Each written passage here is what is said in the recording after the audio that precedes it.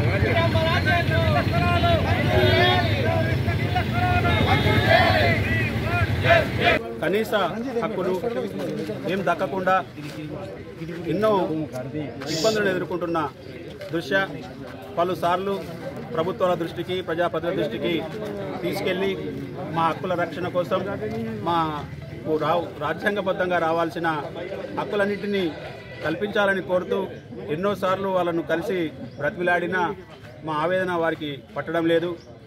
ఈ నేపథ్యంలో అర్హులైన జర్నలిస్టులందరికీ నివేశన స్థలాలు ఇవ్వాలని కోరుతూ ఒక కార్యక్రమాన్ని చేపట్టాలని నిర్ణయించుకున్నాం। ఈ నేపథ్యంలో గత 2 రోజులుగా దఫాలుగా కార్యక్రమాలు నిర్వహించుకొని ప్రభుత్వం దృష్టికి అధికారుల దృష్టికి తీసుకెళ్లి మన సమస్య పరిష్కరించుకుందామనే ఆలోచనతో మా జర్నలిస్టులంతా ఐక్యంగా ఏర్పడి నిన్నటి రోజున అంబేద్కర్ విగ్రహానికి వినతిపత్రం ఇచ్చి రాజ్యాంగబద్ధంగా మాకు రావాల్సిన హక్కులను కల్పించేలా చూడాలని అంబేద్కర్ విగ్రహానికి వినతిపత్రం అందించి కోరడమైంది। అలాగే రెండవ రోజైన ఈరోజు ఇది ఇందిరమ్మ రాజ్యం, ఇది పేదల ప్రభుత్వం।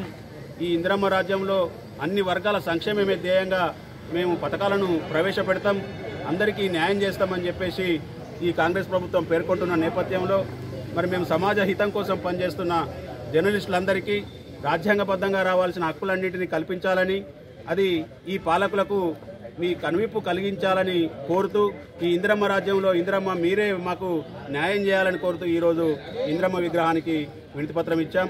అలాగే అర్హులైన జర్నలిస్టులందరికీ గత 30 సంవత్సరాలుగా ఇళ్ల స్థలాల కోసం మేము పోరాటం చేస్తున్నాం। మేము మా ఆకాంక్షను చాలామందికి చాలాసార్లు వెలిబుచ్చినా ఆకాంక్షలు నెరవేరడం లేదు।